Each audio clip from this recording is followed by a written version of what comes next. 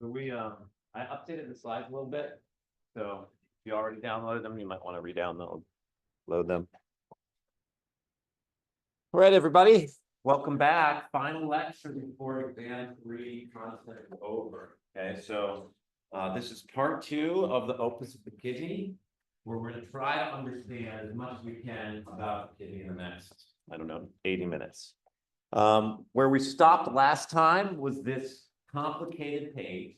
This slide, I think, is one of the most important slides to understand, right? As much as you can, because it really sort of sets up how a lot of the transport, the secretion, and the reabsorption of material in the kidney takes place. And I want to say that this particular suite of pumps and channels and stuff that is on this transport epithelia is specific to transport in the proximal tubule, okay?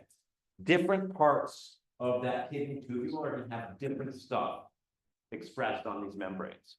And that is how we're going to have different sort of changes in the soluble concentration, different changes in particular ions and molecules, how we're going to get specificity of that flow in the different sections. Okay, and I'm not going to have slides for each little section that has all the different transporters on there because I don't think that's what you need to know for this. It's way too detailed of a level, right?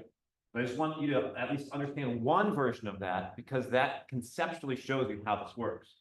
Everything here is driven, right, by all this transport is really driven by the energy of this sodium potassium ATPase. I want to reiterate that point. Half of your metabolic load in these tissues is just running this pump. Okay, the pump is essential for establishing the ionic concentration gradient between the inner medulla and cortex, as well as establishing the concentration gradient of potassium and sodium ions inside and outside of the cells. And this is true not only for transport epithelia, but this is true for every cell in the body that has these pumps.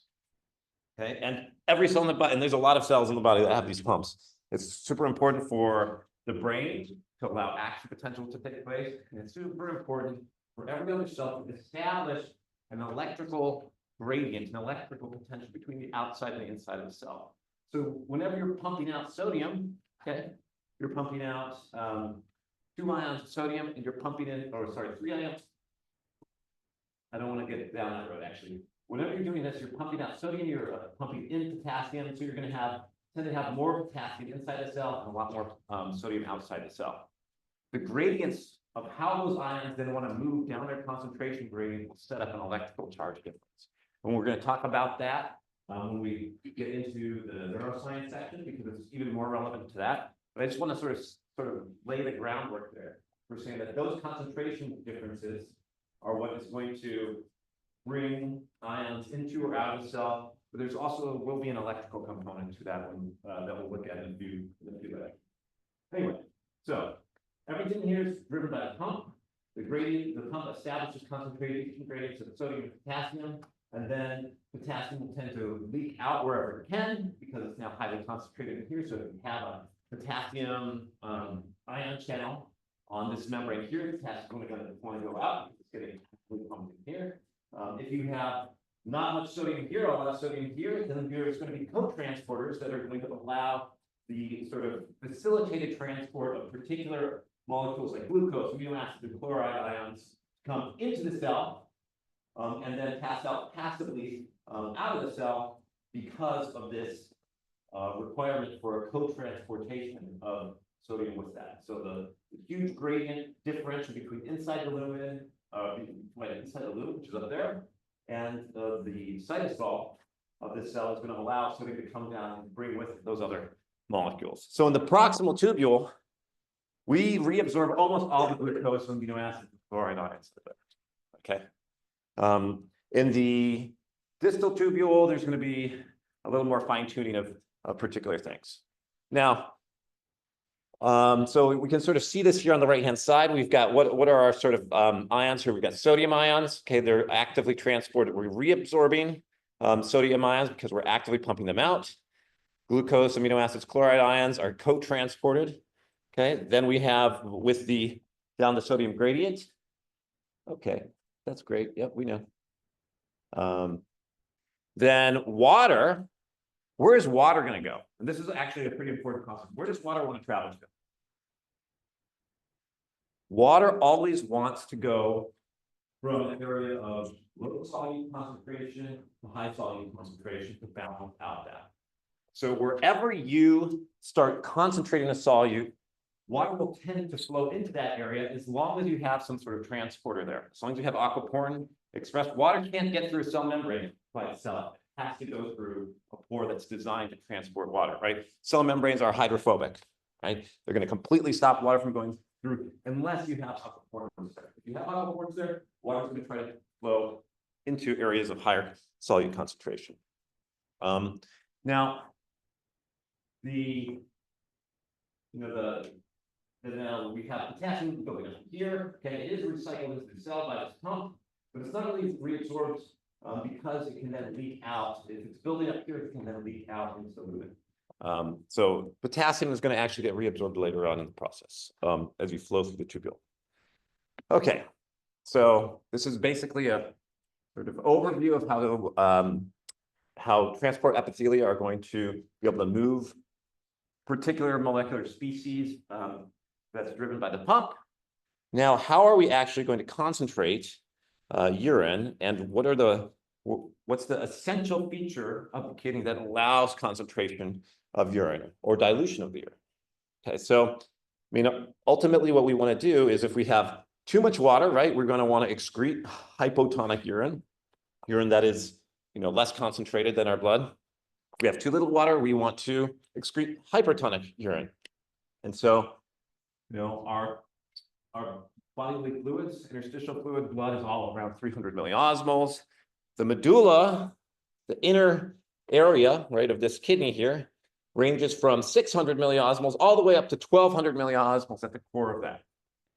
So this gradient is going to be what allows urine to get concentrated when it leaves that final portion of the collecting duct.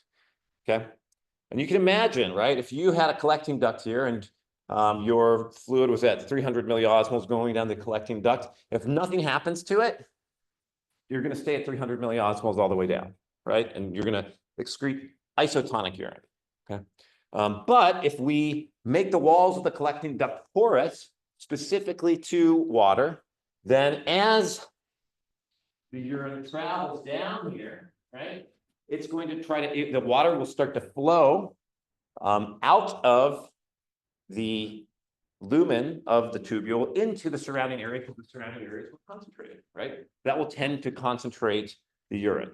Okay, so we could get our urine can basically get up to as concentrated as whatever the interstitial fluid is in this inner portion of the medulla, because that's where the collecting duct is going to exit the renal pelvis.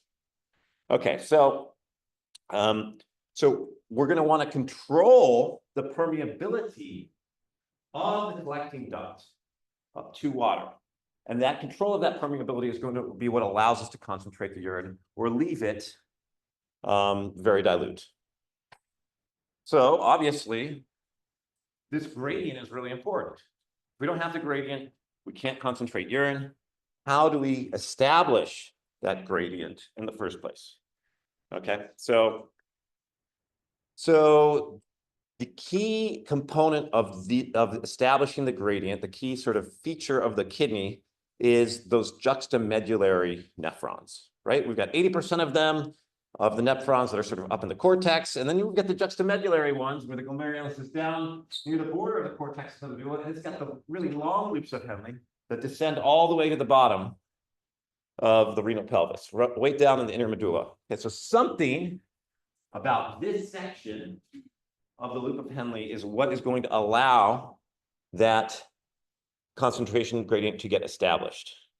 Now, there's going to be different portions, different functional characteristics of this loop that are going to be dependent on what channels and transporters are expressed along here, right? We just went through what all those channels and transporters were in the proximal tubule. Now there's going to be different permeability for things like water and solutes, these descending and ascending limbs of the loop of Henle. Okay, what about the descending limb of the loop of Henle? What is happening there? Okay, the descending limb of the loop of Henle is going to be highly permeable to water. Okay? And it's going to be impermeable to solutes. So what is that going to do? Well, if it's water's going, if we're descending and we're going into an area of higher concentration, and there's aquaporins available in the cell membrane, water's going to leak out. It's going to tend to concentrate. Anything that is in this urine will get concentrated, not by addition of stuff into the urine, but by removal of water from that filtrate. Now, on the opposite side, when we're coming back up, the ascending limb of the loop of Henle is going to have the transportation of ions out of that tubular lumen into the interstitial fluid surrounding the tubule. Okay. In order to do that, there'll be no aquaporin channels here. All we will have is transporters of the sodium chloride pumps, as well as in certain areas here, transporters or ion channels that will allow ions to flow. Okay. So we'll have some sort of selective removal of ions and solutes from the ascending limb of the loop of Henle in order to bring down the osmolarity of this fluid. Okay. But we won't have water going across the membrane at all. Okay, so and during this process, somehow we're going to also establish this gradient. Isotonic to hyperosmotic here. How are we going to do that? Okay, so this is through a process called countercurrent multiplication. So we talked about our sort of countercurrent flow. We've talked about countercurrent flow. We're trying to exchange material between two, I guess, sections of a body. Okay, and in the case of the loop of Henle, you have one descending limb, one ascending limb, and they're going to be placed within a solution that surrounds it. That is, imagine if we didn't have a concentration gradient there at all, what would it look like? If we had no concentration gradient, then everything's going to be isotonic. We have 300. How will we actually establish that concentration gradient? How can we create a concentration gradient? Well, I mean, if we're starting here at 300 everywhere, and we have aquaporins in our descending limb of the loop of Henle, and we send stuff down, guess what's going to happen? Nothing. Nothing will happen because there's no difference in concentration between the inside and out. Right? So what will happen on the ascending limb of the loop of Henle? Well, on the ascending limb, no water is going to flow because we don't have any aquaporin channels. But if we have some pumps that are pumping out salts like sodium chloride, right? Well, then maybe we can reduce the concentration of the solute here in the lumen of the vessel in this filtrate, and will kind of increase what's going on the outside, increase the concentration. Okay, so imagine it's like this.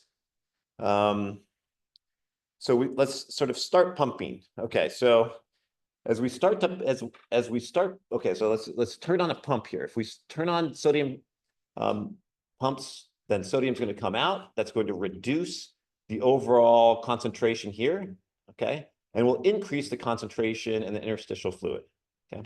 So what will that look like? Well, as we go down, now we say we have 300 milliosmoles coming down here in the cortex. As we drip down into, the filtrate comes down into this area, if we have a higher concentration here in the interstitial fluid, and we have aquaporin channels open, okay, then water is going to be pulled out and sucked out of here in order to equilibrate the inside and the outside of the descending limb of the loop of Henle with the interstitial fluid. So now if we're coming back up, we're pumping out ions from the inside of here. What will happen is we're going to continue to concentrate what's happening in the interstitial fluid. Okay. So let's take a little another look at this. Okay, so now we're coming down at 300. We're concentrating it because we are sort of aligning to we are equilibrating between the inside and outside of the lumen. And as we come back up, we're concentrated here. We're pumping out material. It's getting less and less concentrated. So if we just sort of turn on the sodium potassium pump from a baseline, we're going to start increasing the concentration of the interstitial fluid down here. And we're going to be decreasing the concentration of the filtrate as we go up. Okay. Now, if we continue to do that, what will happen is the inside here of the interstitial fluid, the lower down we go, actually, the more concentrated it's going to be getting. Okay, so we come down at 300, they'll get more and more concentrated. We're going to get down to 500 milliosmoles here, and we'll be 500 around the turn and start pumping fluid out. Boom, boom, boom. And we're going to build up sodium chloride in the interstitial fluid. Okay, so if we continue to do this and continue to run this around and around and around, we will be able to continue to multiply this concentration gradient. Okay, so now we're, if we just continue to run it, this concentration will continue to build up until we reach some sort of steady state where we cannot really pump out enough sodium chloride from the filtrate. Okay, and this is sort of what the steady state looks like. We've got about 300 milliosmoles coming down. It's going to be concentrated up to 1200 milliosmoles. And when we come down around the bend, we're going to lose ionic strength as we pump out sodium chloride. Okay. In fact, we are going to get down to a level, because there's pumps along this ascending limb of the loop of Henle, we'll actually be able to drop down the osmolarity below the level of the interstitial fluid. Okay, we can actually get it down to 100 or 50 milliosmoles, and that's going to be what allows us to make hypoosmotic urine. Okay. So this is called a countercurrent multiplier system because over time, the concentration in the inner medulla of solutes is going to build up, and we're going to be able to remove sufficient solutes from the ascending limb of the loop of Henle to get hypoosmotic urine. Okay. Now, one thing that you might ask here is, okay, if water is leaking out, if we're allowing water to come out of the descending limb of the loop of Henle, okay, won't that just dilute the concentration of solutes down here in the inner medulla? Water's coming out, then certainly that's going to be sort of diluting what's interstitial fluid around here. So we'd be washing out that solute concentration. And this is where the overall organization of the peritubular capillaries matters. Okay, so remember we have these peritubular capillaries that are exchanging material, and the blood flow through those peritubular capillaries is actually in the opposite direction as the flow through the tubules. And what will happen here is water that is coming out of the descending limb of the loop of Henle does not really dilute the inner medulla because it is quickly taken up and put into exchange with the ascending portion of the vena cava here. Okay. I mean the vasa recta, not the vena cava. Vasa recta, okay, and it's going to basically sweep away extra water that's being released by the loop of Henle. So that will then sort of maintain a concentration in the deep areas here and not allow it to get washed out by the water. So what happens in the actual blood vessels here is that as blood cells sort of circulate from the efferent arteriole into the peritubular capillaries, the blood itself will get more and more concentrated as it's going to reflect the concentration of the interstitial fluid. The red blood cells will actually start to wrinkle up like little raisins because the osmolarity of the blood itself, the blood plasma is increasing, okay? And the red blood cells are going to want to lose water, okay? Water will tend to seep out of the red blood cells, which will concentrate the inside of the red blood cells. So they're going to shrivel up and, turn into raisins. And then as they come back up, the little balloons will inflate as they renormalize to a normally isotonic solution, and the red blood cells will look like this as they exit at 300 milliosmoles. Now, if you put red blood cells in a hypoosmotic solution. They could even expand in lice if you put them in, say, 0 milliosmoles. Okay, but we're not going to get down to zero milliosmoles anywhere in the body. Okay, so this actual constriction and re-expansion of the red blood cells is actually fairly taxing and mechanically stressful for the red blood cells, and this is why red blood cells have to be replaced. So every 90 days or so, the red blood cell lifetime is around 90 to 120 days. They're continuously being replenished by the spleen and recycled in the spleen. Okay. So you can imagine, right, like the vasa recta here, if we have the vasa recta coming in via the efferent arteriole down along along the loop of Henle, okay, what will happen is the water is going to come out of this blood vessel because it's going into a more and more hypertonic solution. Okay, so the blood is going to concentrate. Sodium is going to, chloride will tend to flow into the vessel as water is leaving. And then we would actually because the concentration of sodium chloride on the inside is greater than the sodium chloride concentration.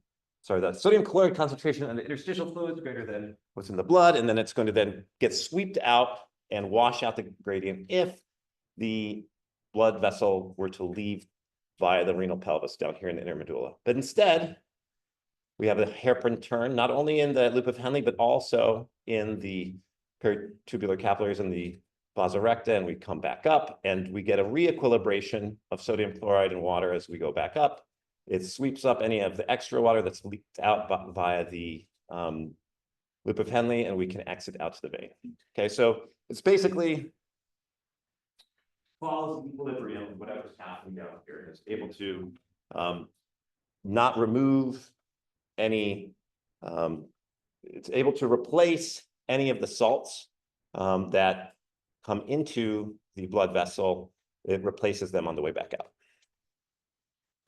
Okay, so ascending limb of the loop of Henle, we have active transport of solutes out of there. Okay, so how does that actually work? So ascending limb of the loop of Henle is going to use the sodium-potassium pump. And the sodium-potassium pump is going to be on this basolateral membrane that faces the interstitial fluid. Okay, so once again, this is now the loop of Henle. We still have these sodium-potassium pumps in this portion of the loop of Henle, right? They're in the proximal tubule, they're here, and they are removing sodium from the inside of this transport epithelia and increasing sodium concentration out here. They're also pushing potassium into the cell.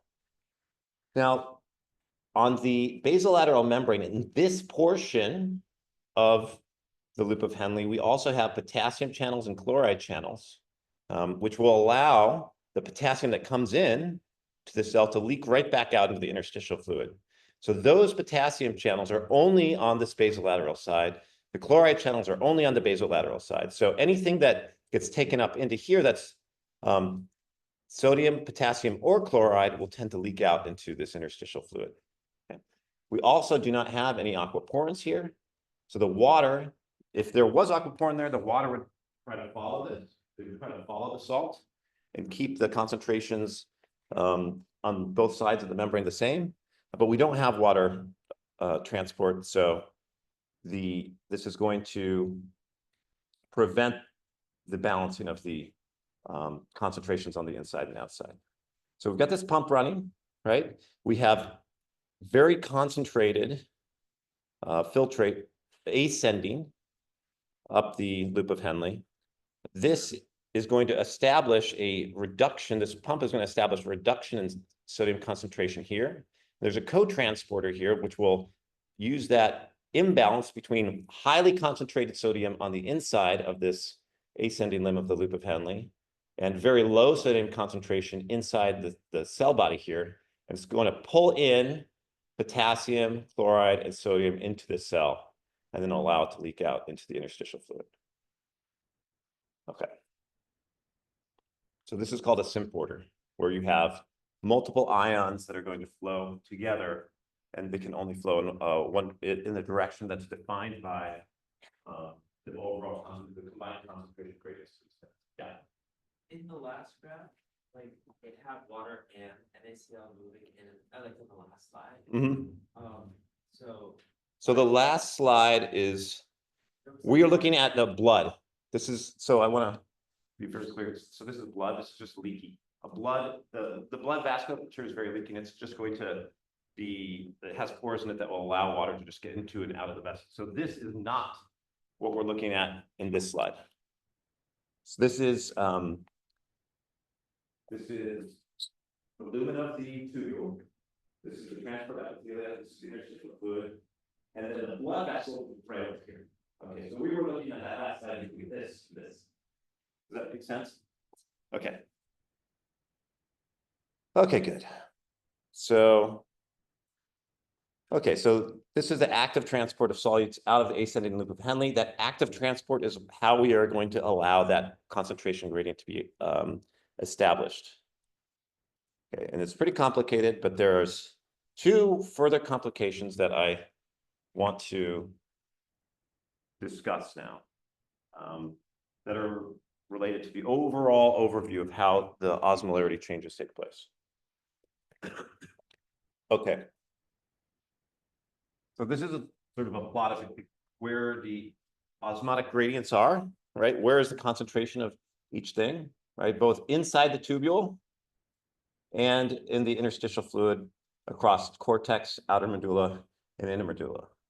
And here we can see in the legend that we have active transport and passive transport. Now, I told you that the reason that the gradient gets established is through active transport of sodium chloride sodium out of the ascending limb of the loop of Henle. And that's true, okay? But that is not the only way that sodium chloride is going to leave the ascending limb of the loop of Henle. Okay. Actually, those active transporters are only sort of in the top half of that ascending limb of the loop of Henle. They're in an area called the thick part of the ascending limb of the loop of Henle. Okay, and then if we noticed in the anatomy, microanatomy last time, right, there was this thin part that was deeper down and a thick part that's higher up. Okay, so the thin part of the loop of Henle actually doesn't have sodium pumps in it. It just has channels for sodium and chloride that will allow sodium and chloride to passively leak out. Now, why would sodium chloride passively leak out of the ascending limb of the loop of Henle? Well, let's think about it, right? We've concentrated our filtrate dramatically as we go down because we're allowing water to passively leak out via aquaporin channels. So now when we reach this hairpin here, we're at 1200 milliosmoles inside and out. Now, as this filtrate moves back up the ascending limb of the loop of Henle, it is going to be moving into areas where if it's concentrated here and doesn't exchange anything with the outside interstitial fluid, then it would stay at a very high concentration, right? So as it moves, but it's moving into areas, it's moving into areas that are of lower concentration on its side. So what will happen is, if you have channels for sodium or chloride or potassium or anything here, if you have channels in those membranes, it's going to allow that molecular species to diffuse down its concentration gradient passively.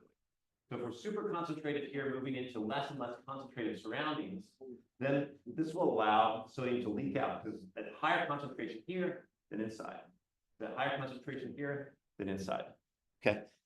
So at the bottom half of the loop of Henle, since we were so concentrated in the filtrate and we're moving into surroundings that are less concentrated than the filtrate, then if we have channels that are open, then the solutes can just leak out and reduce the osmolarity of the filtrate on the way back up, and put those salts into the interstitial fluid, which will allow that interstitial fluid to be fairly concentrated. So that's a passive process, okay? And that only works when you're moving the filtrate into an area that is less and into surroundings which are hypoosmotic to the filtrate, so that are less concentrated to the filtrate. But eventually, we get up to, as we ascend up this ascending limb of the loop of Henle, we start getting to regions where the concentration of the interstitial fluid is stuck at 300, okay? Doesn't go, the interstitial fluid does not go below 300. That interstitial fluid is in equilibrium with the blood, which is in equilibrium with pretty much everything else in the body. So now, if we want to dilute it more, we cannot use passive transport. Because if we had passive transport, actually, if these channels, sodium, that allow passive diffusion of sodium down this concentration gradient, we're up here, the sodium would want to actually be moving in. Because now we're moving into areas where the filtrate would be less concentrated than the surroundings, and that would tend to equilibrate the filtrate with the surroundings. So we would not be able to ever get down below 300 milliosmoles.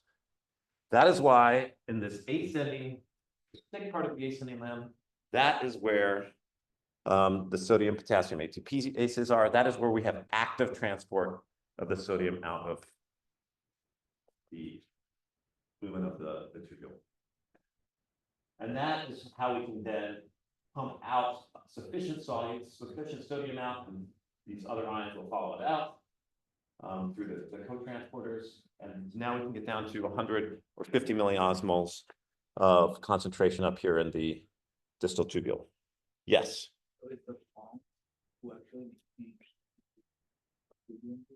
Right. So the pump helps maintain the concentration gradient is really established and maintained by those sodium pumps. Okay. There's a second feature though that helps maintain the concentration gradient. Okay, and that's complexity number 2. So, and I'll talk about that after this question.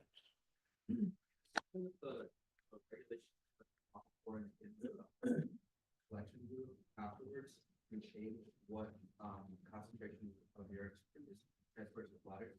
Would the expression of sodium potassium pumps in this thicker part of the ascending tubule also regulate that? Absolutely, absolutely. So can you regulate the amount of sodium that's getting released? Will they to what extent does that change the concentration of this stuff? Yes, that's under a regulation. These channels, the expression of these channels for sodium chloride are under regulation of ADH, antidiuretic hormone. Basically, the expression of all of this stuff is going to be under control of some set of hormones. Okay, so because we're trying to, you got to understand that the kidney is doing an insane job here, right? Not only does it have to keep the overall amount of fluid in our bodies within some relatively narrow range, right? It also has to regulate the exact concentration of each one of these ions in our body through excretion of them selectively or non-selectively. So we've got to keep sodium in the narrow range in our body's blood. We have to keep potassium, we have to keep chloride, we have to keep magnesium, we have to keep calcium. We have to reabsorb all the glucose, we have to reabsorb the amino acids. We've got to do a tremendous number of things. And so the up-regulation or down-regulation of all these different transporters is all under a complicated, very elaborate sort of network of hormonal. So now the second way that we're going to maintain this concentration gradient here, okay, is actually through what's known as the urea recycling system. Okay, so one of the main goals of the kidney is and how we started, this whole section is we need to get rid of nitrogenous waste. We need to get rid of urea, right?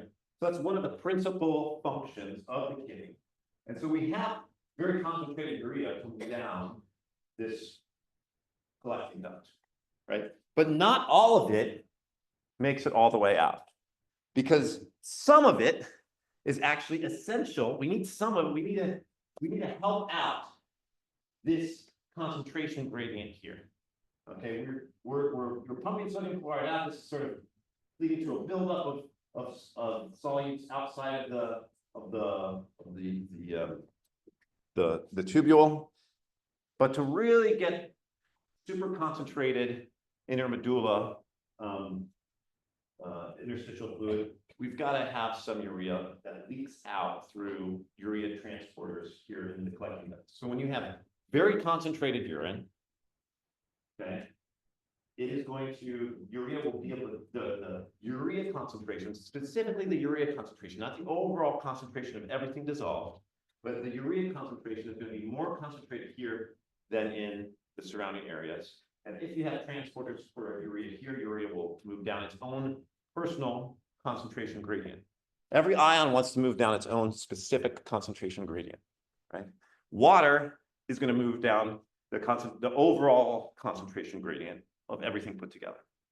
Okay, so urea tends to leak out here. Okay, and urea concentrations tend to be lower. Specific urea concentrations tend to be lower once it's coming back up this area. And the urea that leaks out here helps establish this maintain this concentration gradient, and then it gets recycled back into the ascending limb of the loop of Henle down here. It just kind of goes in a loop. Okay, so about 50% of the urea in this tube will actually get excreted. About 50% gets recycled and goes back around for a second pass around. Yes.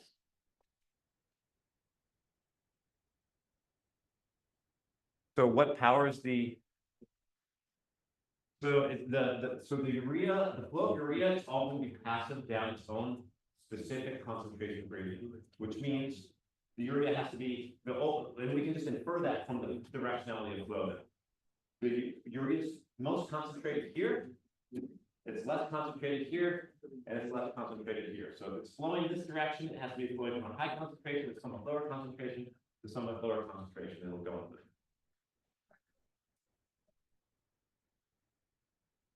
What? Sorry.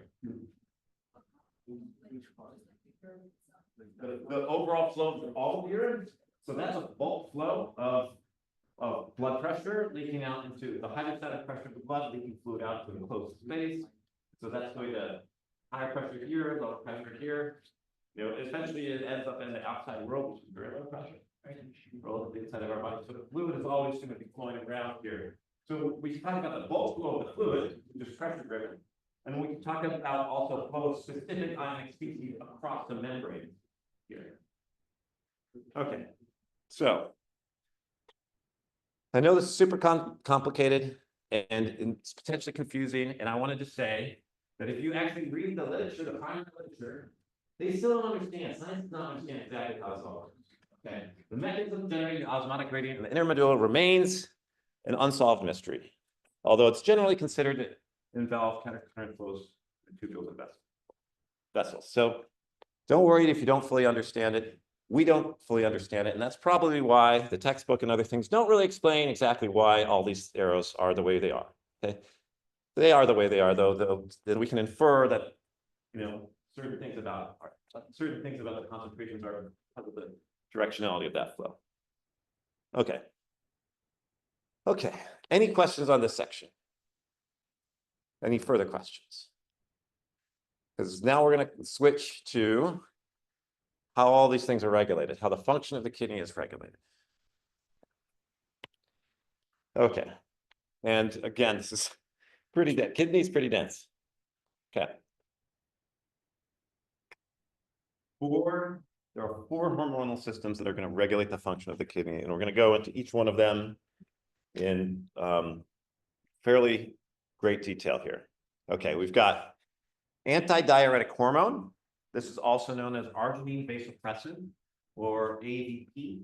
Okay, depending on what sort of diagram you might look at, it will be listed as ADH. It might be listed as AVP. They're just synonyms. You know, during the process of science, people name things different ways based on their structure or what their function is, but it's all the same molecule. ADH or AVP, arginine vasopressin, is the same thing. Then we have the RAS, which is the renin, angiotensin, aldosterone system. Okay, so that's going to do another thing. We have atrial natriuretic peptide that's going to do another thing, and parathyroid hormone that's going to do another thing. Okay. We're going to talk about these 3 in this lecture. We're going to save PTH for the the next lectures, because PTH is really mostly about control of calcium levels in the blood. So ADH. What does ADH do? ADH is involved in regulating the overall osmolarity of your plasma, osmolality of your plasma, and also the total, and that is related to the total blood volume. So how much stuff is dissolved in your blood? If you want to change the overall amount of stuff dissolved in your blood, you're going to do it through ADH, antidiuretic hormone. And then if we want to change blood volume and pressure without really caring too much about how much stuff is dissolved in the blood, then you're going to do that through two counteracting systems, the RAS system and the AMP system. Okay, and all of these systems have a source of where that molecule is coming from. And they're going to have the sort of initial signaling molecules coming from. They're going to be found in different places.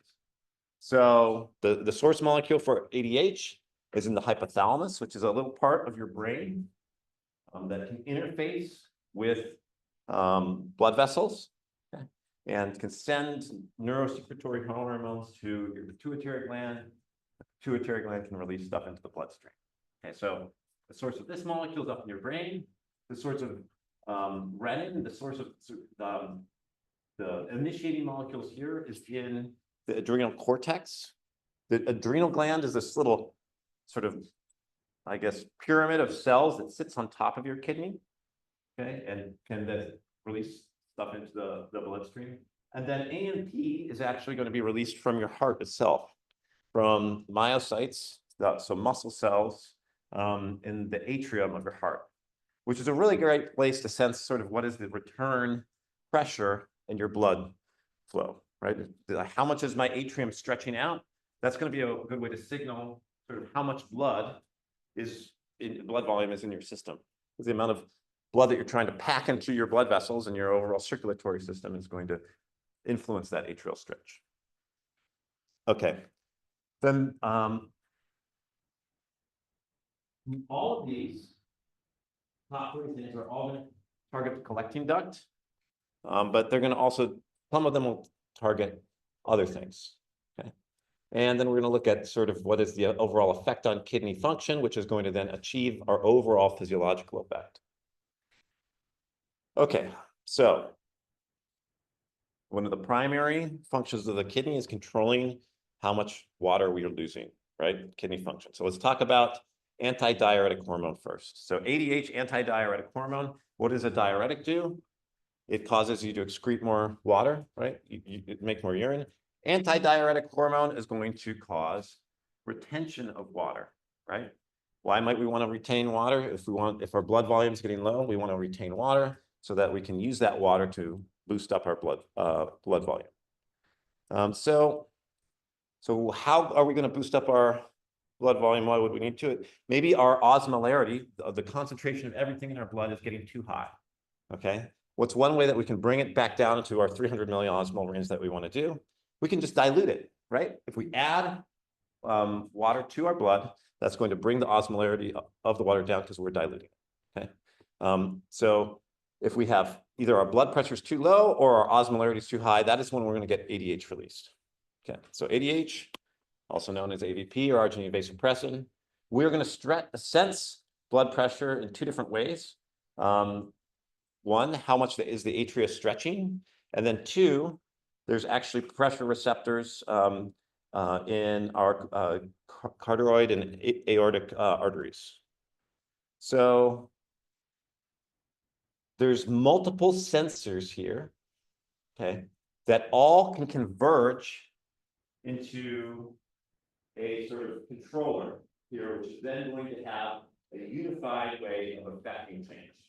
So thinking back to that first lecture where we talked about the temperature controller, right, in a sort of feedback mechanism, right? We've got a temperature sensor, we've got the heater, and we have some controller, and we have some heater that's going to do the affecting. Here we have three different sensors, okay? And they're sensitive to different things, but the solution to fixing those problems or fixing those perturbations from normal is all going to be accomplished through a similar mechanism, right? So if our osmolarity is getting too high, okay?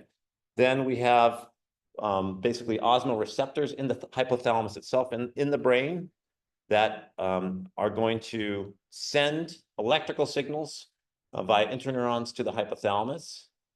And then those signals are going to cause these hypothalamic neurons to synthesize and produce this neurohormone called arginine vasopressin.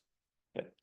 The second way that we can do this is we have, if the atria of the heart is not stretching enough, okay, we have a drop in stretch, then that's going to cause the atrial stretch receptor to send electrical signals via sensory neurons up to the hypothalamus and tell it, hey, synthesize vasopressin.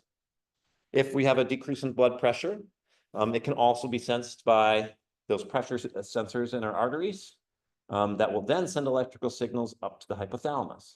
So all three of these things, they're some sort of this is either basically an osmolarity sensor or basically a mechanical sensor here that gets turned into electrical signals and neurons that are going to then send those electrical signals to be integrated in the hypothalamus and then cause the production of vasopressin.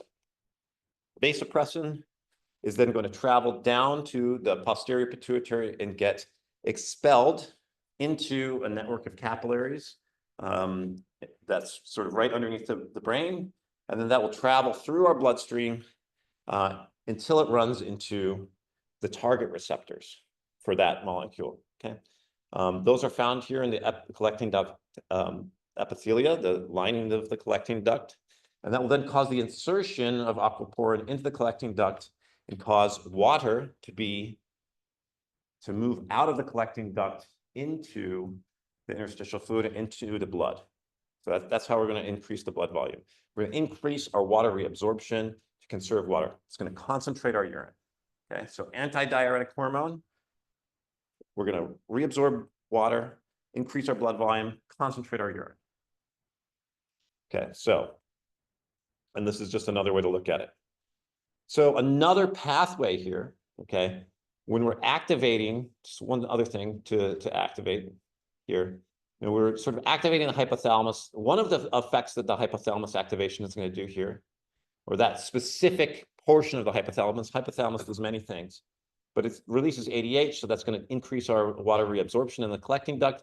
But there's, we have brains, right? Our brains we can make that drive our behaviors and drive our choices, right? A lot of the things that we choose to do and implement are really driven by these intrinsic drives that are controlled by activity in the hypothalamus, okay? There's nuclei in the hypothalamus that control thirst, that control hunger, that control aggression, okay? Activity in any of those areas is going to have a very strong influence about what the next actions you want to take are. If you're feeling very thirsty, you're going to go buy some water or get a drink, right? So and that increase in water consumption will make it easier for you to increase your blood volume because you are bringing in water now into your body. So the hypothalamus can affect the change it needs to via a hormone that it's released that has direct impact physiologically here, but it also can change our behavior by generating the perception of thirst, which will then tend to drive us to drink water. The combination of those two things is going to tend to bring our osmolarity back into homeostasis. Okay, so mechanistically, if we zoom in here on the collecting duct, how is that insertion work? Okay, okay, so we have vasopressin. Okay, where did that come from? It came from the hypothalamus into the pituitary gland. It gets released into the bloodstream. Okay, it travels all throughout the blood. It doesn't do anything unless it lands on a receptor that is expressing a vasopressin receptor. Okay, and those could be in many places, but one of the most important for this purpose, the most important place they are is here on the basolateral membrane of the collecting duct epithelium. Okay, so we have this vasopressin receptor. Okay, this is a G protein coupled receptor. If you know what those are, we're going to bind vasopressin onto here. That's going to cause configurational change and cause the production of cyclic AMP, which is a second messenger that's going to lead to a cascade of different activations within the cell. And it will cause vesicles, these little balls of plasma membrane that have a bunch of aquaporin in them, move over to the inner lumen of this membrane insert themselves. Okay, so that's then going to pop in new portions of plasma membrane into here, and those portions of the plasma membrane are going to have aquaporin channels. Yay! Okay, so now we're able to get water into here, to the collecting duct cell, which actually has a very high interstitial, a very high cytosolic concentration of 600 milliosmoles. Then, if we have water, aquaporins here, these aquaporins are sort of fixed. They're always there. These aquaporins could be there or not be there. Okay, so we insert aquaporins here, water to get in, just pass through, it's going to get collected into the deposit right. If we don't have them, then this filtrate is going to stay its normal concentration. Or it won't change its concentration on its way down the collecting duct. Okay, so, right, so, we have hypoosmotic filtrate coming down. If we have aquaporins, then the water can leak out, be returned into this blood, and then the blood will sort of in a countercurrent flow, continue to collect that water all the way up until it exits. Okay. So high concentrations of ADH are going to lead to lots of water reabsorption because high levels of aquaporin. Low levels of ADH will allow hypoosmotic urine to leave the collecting duct without being exchanged, which is illustrated here. We don't have aquaporins, water's not going to get out. Okay. So this is the impact of a single one of these hormonal systems, and we can influence those hormonal systems through things like drugs, right? Almost most drugs that are produced are going to target G protein coupled receptors and are going to then cause a variation in the function of that hormonal system. So for example, diuretics. There are pharmaceuticals like a loop diuretic that is going to target the loop of Henle. So this is going to, the loop of this particular type of diuretic will shut down the sodium potassium pumps in the loop of Henle, okay, or reduce their efficacy. They're going to make them less strong, okay. If you did that, if we turn down that active transport of sodium chloride out of the loop of Henle, that will tend to reduce the overall osmotic gradient in the medulla, which is going to make it more difficult to concentrate urine. And it's also going to sort of, so that's going to prevent our ability to fully concentrate urine on the way out of the collecting duct. Okay, so that's one way that you could increase urine concentration. There's other ways that we could do it. Ethanol, right? Alcohol is going to actually cause increased urine production through a distinct mechanism. So that actually affects the brain, and it blocks the secretion of arginine vasopressin antidiuretic hormone. So we're going to then change the amount of water that's reabsorbed in the collecting duct, prevent water reabsorption in the collecting duct, and then increase urine production. So that will tend to, over the course of, and that's going to be more powerful the more you drink, right? So oftentimes, like after, a bender, you'll be real dehydrated the next morning. What else could do it? Diseases, right? Diabetes is when we have the inability to take up glucose effectively into our body's tissues. We've become insulin resistant, okay? That's going to tend to lead to an excess amount of glucose in the filtrate and an inability of that glucose to get fully reabsorbed back into the body. So we're going to actually have glucose in the filtrate. What will that do? If we have a lot of glucose in the filtrate, that's going to cause the overall osmolarity of the filtrate to be higher than normal, okay? That will make it very difficult, that will reduce the osmotic gradient between here and here, okay? And that will prevent us from reabsorbing all the water that we want to reabsorb. So that's going to cause excess urine production. Similar to alcohol, caffeine also is going to inhibit ADH release and then cause increased urine production. Okay, any questions about ADH system? Okay, so now let's go and turn to the systems that are going to regulate blood volume and pressure. Okay, and they're going to do it in sort of oppositional ways. Okay, so we have RAS and we have ANP system. Okay, so RAS, renin, angiotensin, aldosterone, is going to increase sodium retention, increase blood pressure. ANP is going to decrease sodium retention, decrease blood pressure. Now, blood pressure is intimately related to sodium retention, right? If you have hypertension, then one of the ways that you can combat hypertension, so hypertension is high blood pressure, dangerously high blood pressure potentially. One of the ways that you can combat that is through diet, by reducing the amount of sodium in your diet, because where sodium goes, water tends to follow. If you reduce the amount of sodium that you're consuming, you'll reduce the amount of sodium in your blood. It's going to then reduce the amount of water that wants to be inside your blood. So that will tend to reduce blood pressure. So that can have a fairly significant impact, sodium consumption on overall blood pressure. And it's one of the first things that people try before moving to other blood pressure mechanisms like drugs like statins. Okay, so let's look at the renin, angiotensin, aldosterone system. And this is kind of a crazy system, okay, in terms of the number of interconnected organs here that are talking to each other through hormonal actions that are coordinating this overall change in sodium retention and in blood volume. Okay, so where does it all begin? It starts in the liver.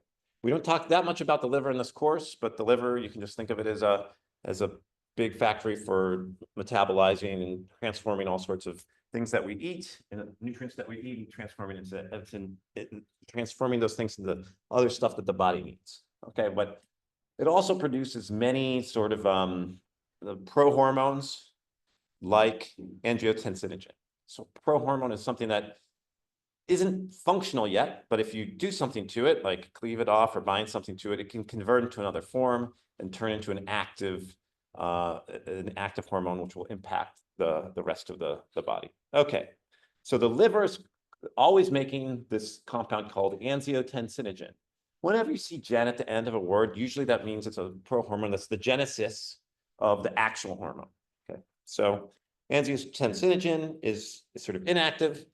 And then we have the granular cells of the juxtaglomerular apparatus, which is this, what we sort of mentioned before near that macula densa, that area in the glomerulus that's next to the glomerulus. It's next to the afferent arterioles. It can sense a lot of pressure changes. It can sense the amount of salt that's in the blood there. Okay, so that is the JGA is going to release a molecule called renin if it senses a drop in blood pressure in the afferent arteriole. Okay. That is going to circulate through the blood, okay? And if it runs into angiotensinogen, it is going to turn angiotensinogen into angiotensin 1. Okay. Great, okay. Now, we need to then turn angiotensin 1 into something called angiotensin 2, and that happens through an enzyme called angiotensin converting enzyme ACE. Okay, so for whatever reason, this actually happens in the lungs. Okay, so we have this angiotensin converting enzyme that's expressed in lung tissues at a very high level, and specifically there. And why is it there? Why would we do it there?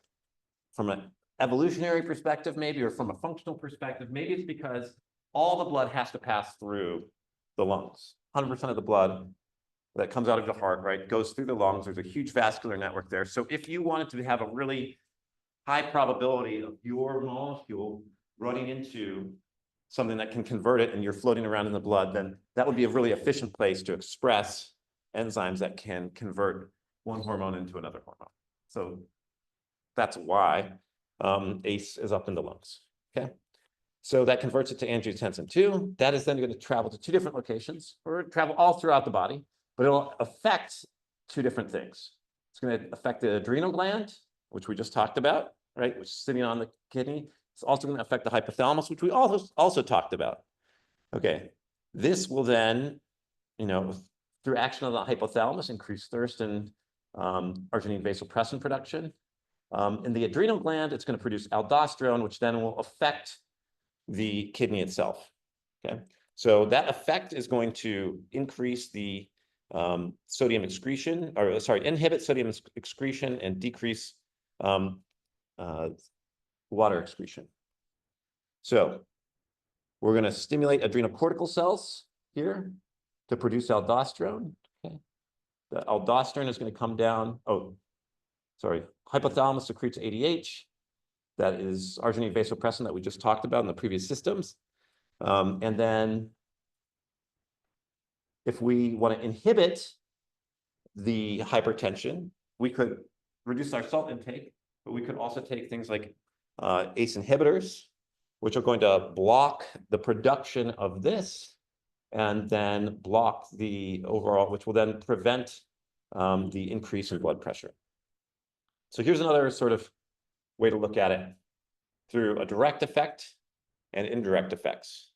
So if we have a drop in blood pressure, okay, the drop in blood pressure will reduce our glomerular filtration rate. That's going to reduce the amount of sodium chloride transport. The juxtaglomerular apparatus can sense the amount of sodium that's coming through.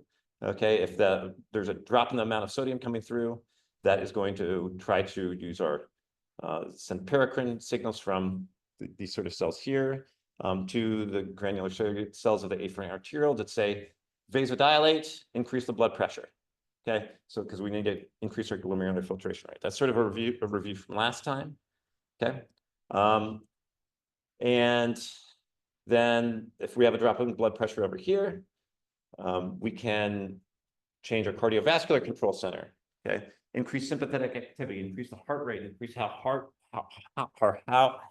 the heart is beating. That will tend to increase blood pressure. And then finally, we have this direct effect on the granular cells that will lead to an increase in renin secretion and try to increase blood pressure through this hormonal pathway. Yeah. Kidney also cranes to produce more ADH. Can you do what? Also cranes. Because like the renin, we talked about in the previous slide, it's actually a pretty long draw in endocrine system. Looking kidney also cranes itself and so produce more ADH. Okay, could the kidney produce ADH itself? Okay, well, where is ADH produced? Okay. Let's go back to our slide here, right? ADH is only produced in the hypothalamus. Okay. It's only produced here and released in the posterior pituitary. So there is no direct production of ADH. It doesn't have the right enzymes. It doesn't have the sensing mechanisms many of the hormones that are going to impact the rest of the body are actually produced. They're really, the major sources of those hormones are in the adrenal gland and in the hypothalamus, okay? Or in the pituitary gland. That's sort of controlled by the hypothalamus. Okay, so, and we'll talk about, we have 2 lectures on hormonal control of everything next week. Was there another question? I thought I saw a hand up. No? Okay, cool. Okay, so, right. Okay. So decreased blood pressure, the ultimate end result by a whole bunch of different sort of parallel pathways here. We're going to try to increase blood pressure through the renin, angiotensin, aldosterone system. Okay, so now, so that is a way to sort of increase blood pressure. What happens if we want to decrease blood pressure? And this is where atrial natriuretic peptide comes in.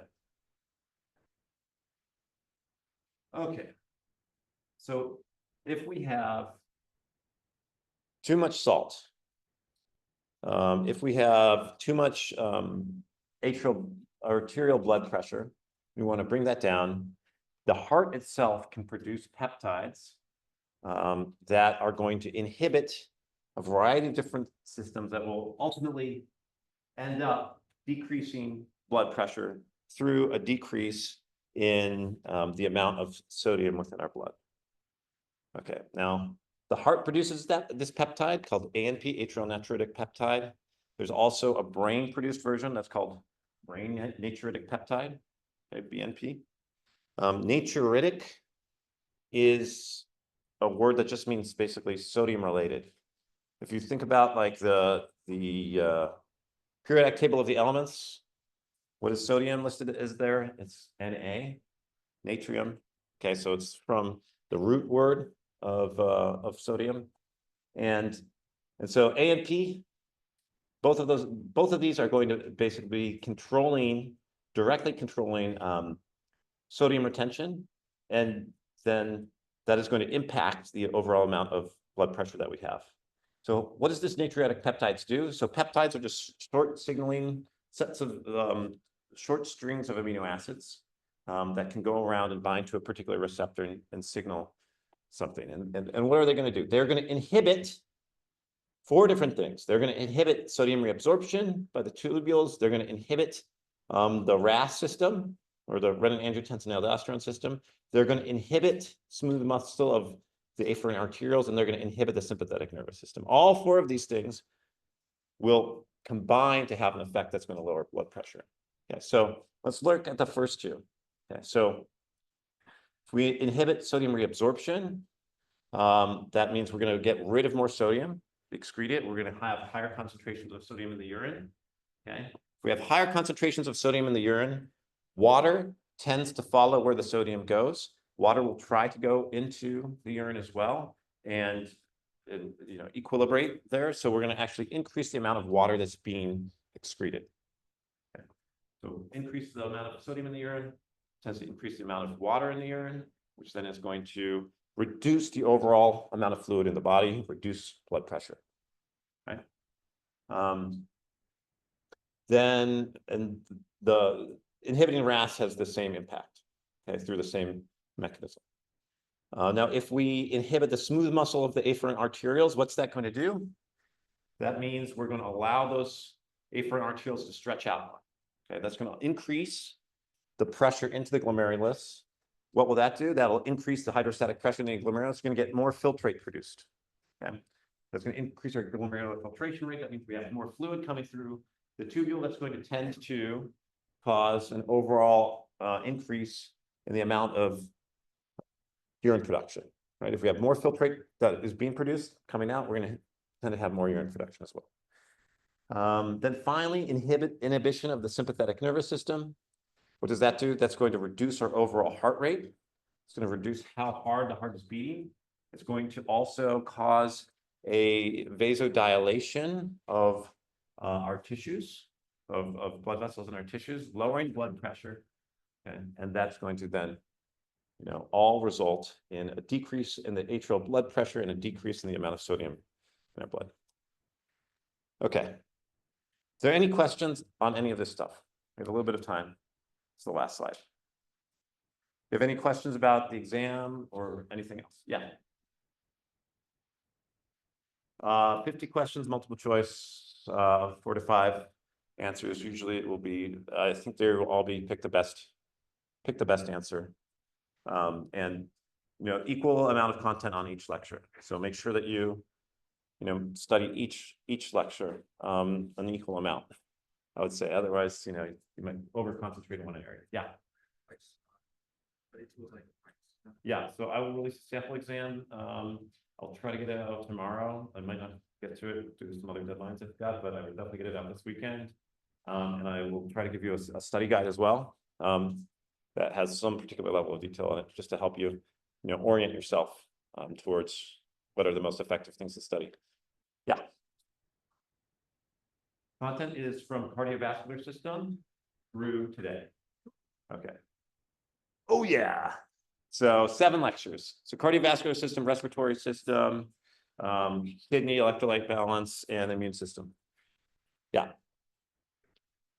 I think the exam is 50 minutes, or maybe it's 60 minutes. 60 minutes. You'll get it. I think it's 60. Yeah, 60 minutes. We're still working out. We're trying to get the better rooms right now, so we haven't announced what the rooms are yet. But we want to give you the most comfortable rooms possible. Yeah.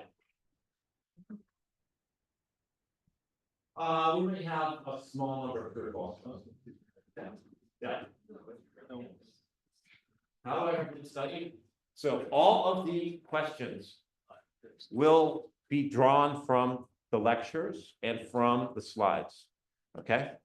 So I would definitely focus on the material that's in the slides. It's always useful to read the textbook because you can read it from another, you're getting another perspective on that.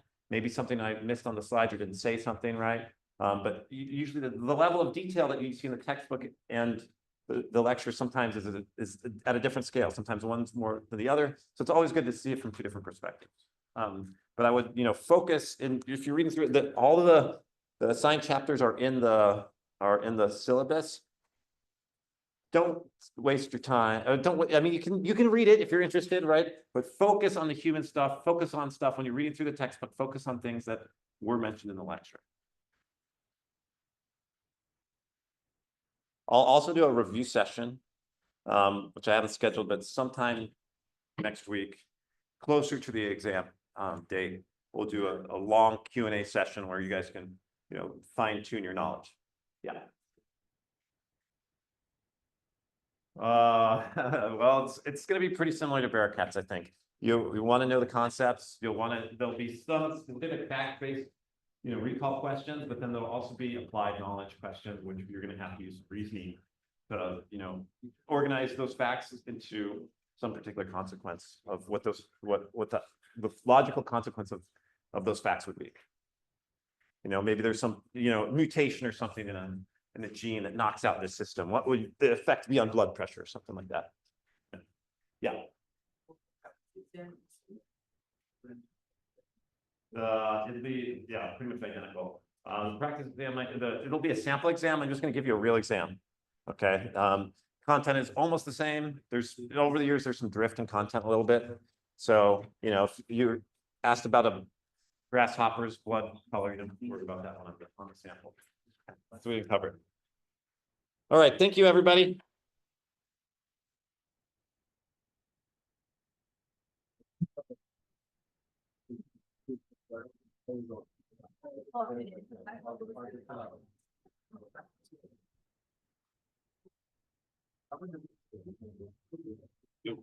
Hey, I have a quick question. okay. It's just about this problem on the quiz. Yeah. So my understanding was that IgM was present like only during like initial stage Right. infection. What would kind of like the line be drawn between initial? It takes about 1 or 2 weeks. 1 or 2 weeks. For Okay. IgG, that specific IgG to get greater than IgM. Okay. So Yeah. 1 to 2 weeks. Okay. Yeah. Awesome. Thank you. Yeah. Hey. So I know the Bearcat slides